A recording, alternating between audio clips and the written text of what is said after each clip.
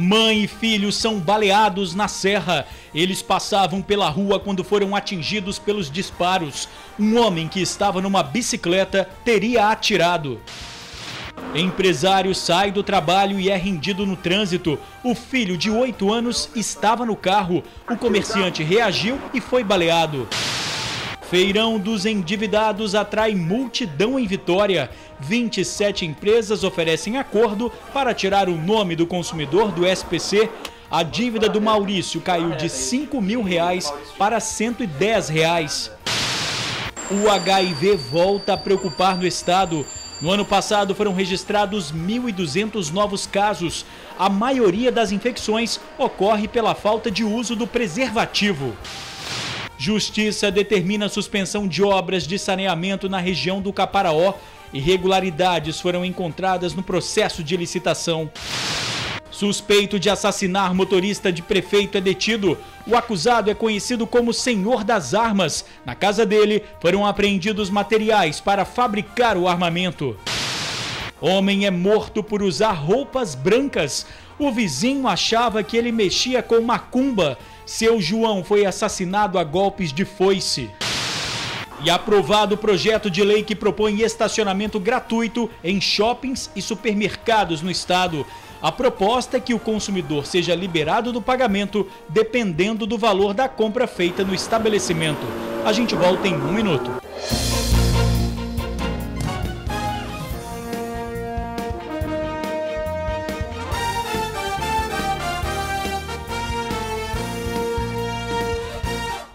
Olá, boa noite. Mãe e filho são baleados na Serra. A criança tem apenas 2 anos. De acordo com a investigação, um homem numa bicicleta passou atirando. Por volta do meio-dia de hoje, as pessoas na Avenida Brasília, em Serra Dourada 2, na Serra, ouviram um tiro. Ivonete de Almeida Santos, de 46 anos, foi atingida no rosto pelo disparo e o filho dela, de 2 anos, que estava no colo, também ficou ferido. Uma ambulância foi acionada e socorreu os dois. De acordo com as primeiras informações, um homem teria passado aqui no local de bicicleta e atirou contra a mulher e o filho dela.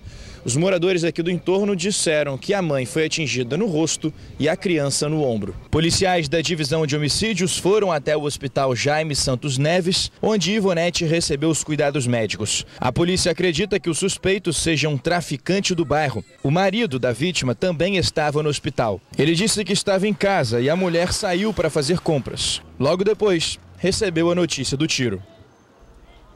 Mãe e filho estão internados. O estado de saúde da mulher é grave.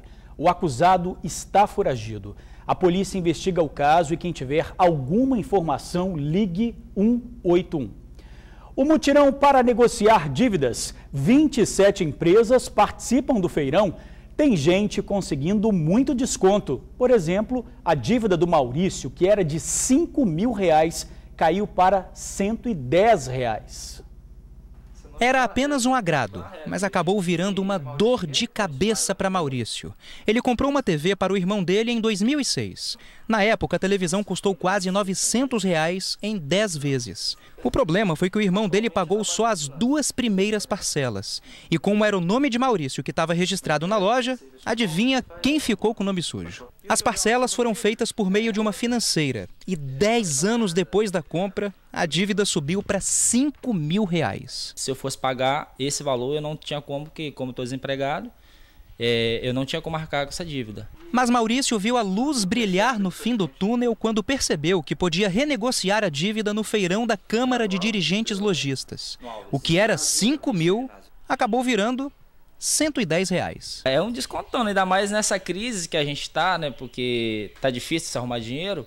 Nessa crise, você leva um desconto desse, a oferta tá ótima. Não posso deixar de passar dessa vez não, tem que pagar. O feirão vai até o próximo dia 4 e não existe restrição na quantidade de senhas não. Quem chegar aqui vai ser atendido. E para você ter uma ideia, só no primeiro dia 1.400 pessoas foram atendidas aqui no feirão, né, Geraldo? Então tá dando certo, o pessoal tá empolgado em sanar as dívidas de uma vez, né? Isso, exatamente. Atendemos ontem 1.400. Hoje, pela movimentação que a gente está vendo aqui, eu acredito que a gente vai atender mais umas 2.000 pessoas. E a gente tem visto casos aí interessantes de negociação, né? Aqui, 27 empresas estão dispostas a tirar os nomes do vermelho. A gente tem financeiras, banco, lojas, concessionária de energia, de água, enfim, várias empresas aqui para negociar. Oportunidade não falta, então, né, para limpar o nome, né, não deixar que ele continue sujo. Isso, exatamente. A gente faz isso no momento em que o consumidor está recebendo a primeira parcela do 13º, né? Ele tem um dinheiro extra para tentar usar nessa negociação e para que ele tenha a oportunidade de fazer um acordo, seja para quitar a dívida com desconto, ou seja para reparcelar essa dívida, pagar a primeira parcela, ter seu nome limpo novamente e voltar a comprar nesse final de ano, né? Que está chegando o Natal, e também para ele iniciar o ano que vem de uma forma mais tranquila, que ele possa passar o ano que vem de uma forma mais tranquila. O feirão acontece na Arena Vitória de 10 da manhã às 7 da noite e vai até sábado. No domingo, último dia, das 9 da manhã à 1 da tarde. O consumidor deve levar o CPF e um documento com foto. Aumentam os casos de AIDS no estado. Os principais infectados têm entre 20 e 30 anos.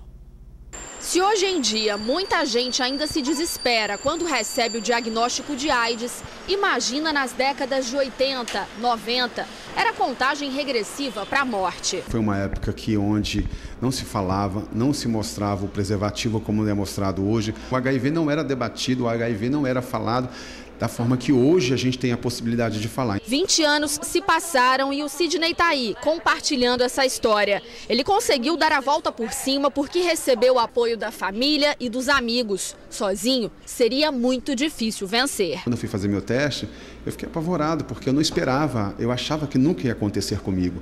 E aconteceu numa época muito difícil, na época onde os grandes artistas, grandes nomes, né, da sociedade estavam morrendo, né, e a AIDS ela era colocada como a morte, né? Você era diagnosticado, você era morte.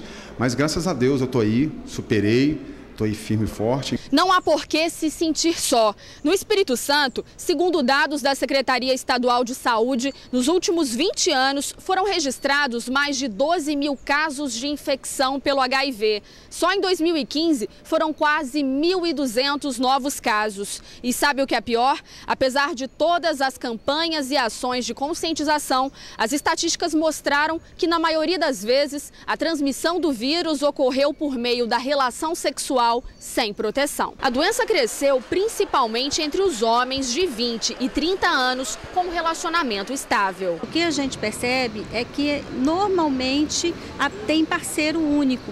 Então é aquela pessoa que tem 4 anos de relacionamento, né?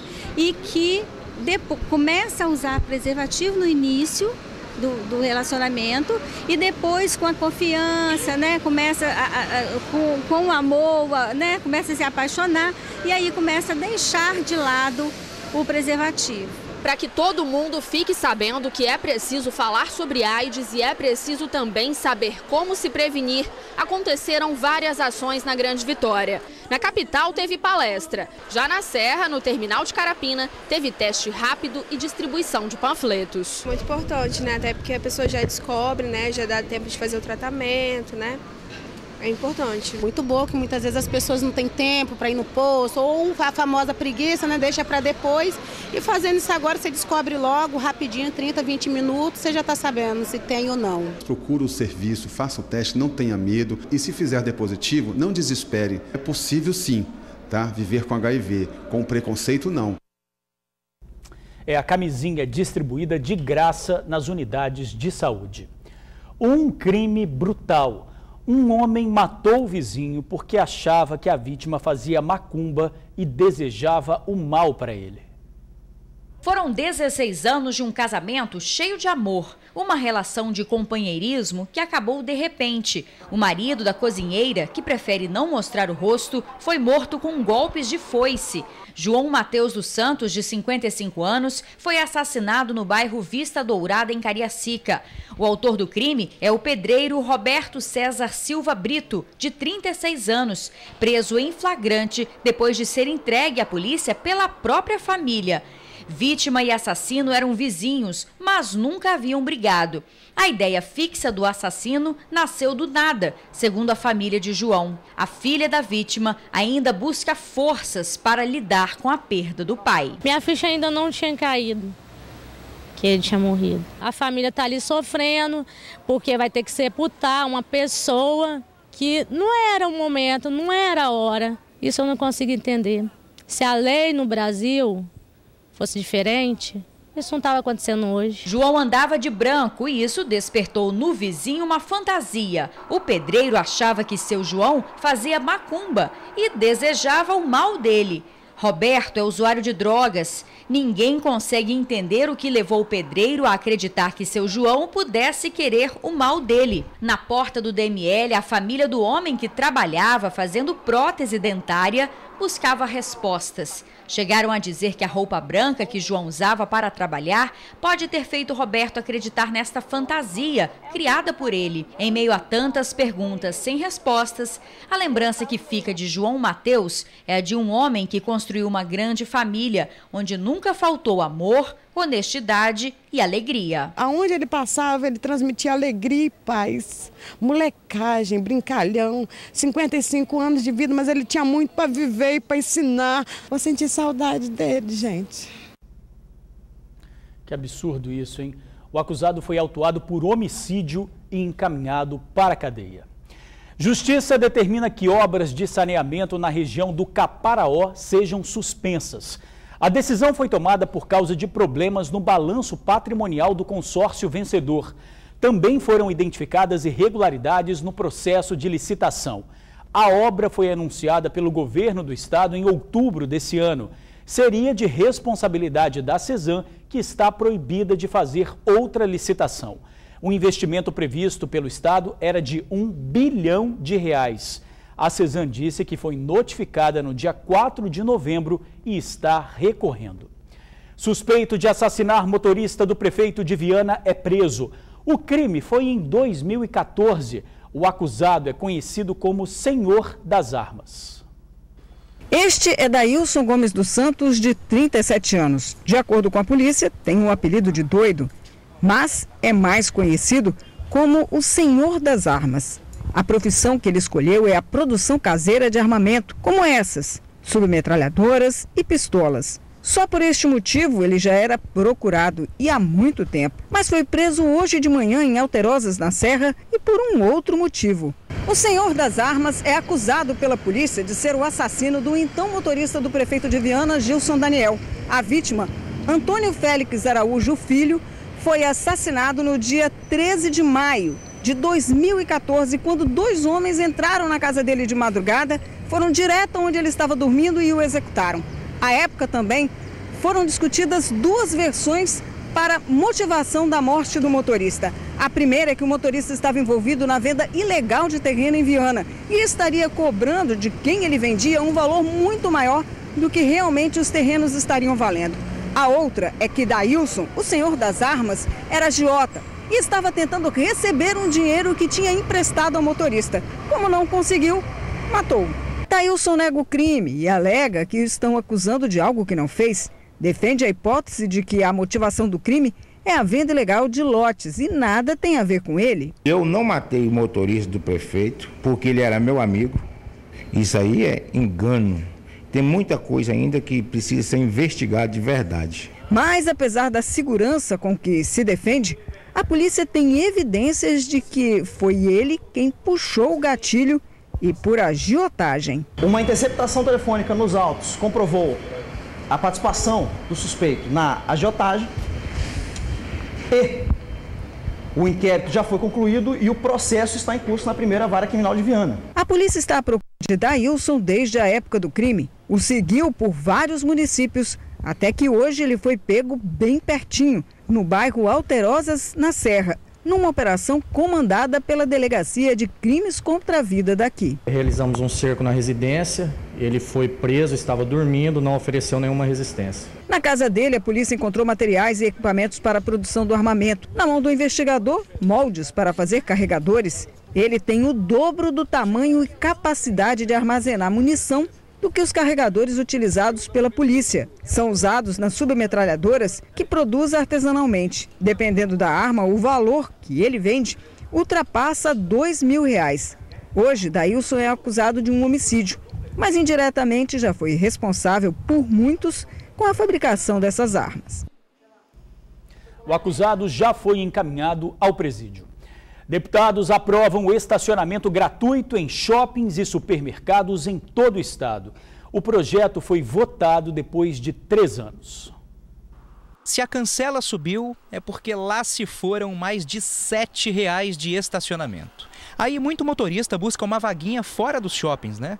Assim as ruas ficam entupidas de carros e não sobra espaço para ninguém. Por isso, em 2013, surgiu um projeto de lei na Assembleia Legislativa que propõe limites para a cobrança de taxas de estacionamentos. Depois de 3 anos, a matéria foi aprovada em sessão extraordinária na última terça-feira. A intenção é que o consumidor não pague pelo serviço se gastar em compras pelo menos 20 vezes o valor cobrado para estacionar o veículo. Esse projeto visa beneficiar aquele consumidor que vá num shopping, num supermercado, fazer compra. E se ele gasta mais do que 20 vezes o valor do estacionamento, ele fica isento. É injusto você pagar para fazer compra, para gastar. Outra coisa que o projeto prevê é que para ser liberado de pagar pelo estacionamento, o consumidor vai ter que comprovar por meio de notas fiscais que realizou compras dentro do estabelecimento comercial. Além do mais, existe um tempo limite para isso também. 3 horas. Passando esse tempo, aí o shopping, no caso, teria o direito de cobrar o valor habitual da tabela. O projeto prevê no máximo de 3 horas, porque também temos que ver a questão da rotatividade, senão você prejudica os empresários, né? O comerciante. E nós não queremos causar prejuízo a ninguém. Queremos causar que melhore a questão do comércio, melhore a arrecadação e seja a questão do usuário seja beneficiada também. Para virar uma lei, o projeto agora precisa ser aprovado pelo governo do estado. Eu acho uma boa, porque as pessoas consomem muito dentro do shopping, né? Acho que se botasse um limite de consumo de 50, 90 reais, ficaria uma boa essas pessoas que consomem isso, né? Porque as coisas como está hoje em dia está muito difícil, né? Eu concordo plenamente, porque a gente já gasta o dinheiro e ainda tem que pagar estacionamento, eu acho super justo. O governo do estado disse que ainda não recebeu o projeto, mas assim que chegar, a proposta será analisada. Um comerciante foi baleado depois de reagir a um assalto em Vila Velha. Ele estava com um filho de 8 anos quando foi rendido pelos criminosos. O veículo do comerciante de 30 anos foi interceptado pelos bandidos por volta de 8 horas da noite no bairro 23 de Maio, em Vila Velha. Ele tinha acabado de deixar o comércio da família e seguia para casa com o filho de 8 anos quando um dos criminosos, armado, tomou a direção do carro. A vítima, que tentou desarmar o criminoso, acabou sendo baleada no peito. O meu filho foi abordado e logo o bandido pegou o carro do meu filho e com o meu filho dentro e o neto. E chegou num becozinho que ia saindo já na rodovia. O meu filho, acho que não sei se reagiu, o que aconteceu, eu sei que ele levou o tiro. O pai da vítima, que também é comerciante, recebeu a notícia quando chegava em casa. Ele acredita que a reação do filho tenha sido uma atitude de desespero, pois a todo momento o criminoso ameaçava matar a criança. Ameaçava matar o meu netinho e meu filho reagiu. E acabou levando o tiro. Após atirar na vítima, o criminoso fugiu de moto com um comparsa que seguia o veículo desde então. Mesmo ferido, o comerciante pegou o filho de 8 anos e andou por cerca de um quarteirão. Dá só uma olhada, dá para ver as marcas de sangue pela rua. Ele sabia que o socorro vinha logo atrás. Eram os funcionários que tinham acabado de fechar o supermercado da família. Pai e filho desesperados pela rua pedindo por socorro. Foi essa a cena com que o primo da vítima, que também trabalha no comércio da família e seguia logo atrás, se deparou. A criança estava apavorada com a situação. Veio um conhecido da gente correndo, avisando que ele tinha tomado um tiro. A gente imediatamente veio socorrer. Eu fui ao encontro dos dois, o filho dele estava assustado, tremendo atrás do pai, e ele sangrando em pé veio até a gente. A família de comerciantes está amedrontada. Essa já é a 6ª situação de risco pelo qual passaram em cerca de 3 meses. Nesse período, um dos supermercados da família foi invadido durante a noite e uma outra tentativa de sequestro, semelhante a essa. A gente está muito abalado, a gente não sabe se trabalha, não sabe mais se vigia. A gente está descontrolado já com o movimento da gente, porque já são várias perseguições a gente, de assalto, agora acontece essa, meu filho está lá quase morto no hospital. A gente está todo intranquilo. O estado de saúde do comerciante é estável. A polícia já investiga o caso, mas até agora ninguém foi preso. Quem tiver alguma informação, ligue 181.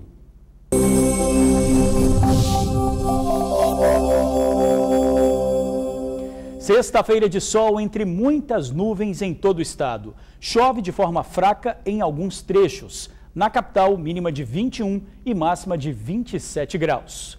E a seguir, adolescente é abordado no trânsito e acaba detido com drogas. A gente já volta. Adolescente é abordado e preso com drogas no sul do estado. A polícia encontrou com o menor 75 buchas de maconha e 100 pedras de crack. Os militares desconfiaram do adolescente que pilotava a moto. Ele foi abordado na rodovia ES 164 em Vargem Alta. O garoto confessou para a polícia que teria comprado a droga em Cachoeiro de Itapemirim, pagou R$ 2.300 pelo entorpecente. O menor e o material apreendido foram encaminhados à delegacia de Vargem Alta. E a gente fica por aqui. Para você, boa noite. Até amanhã.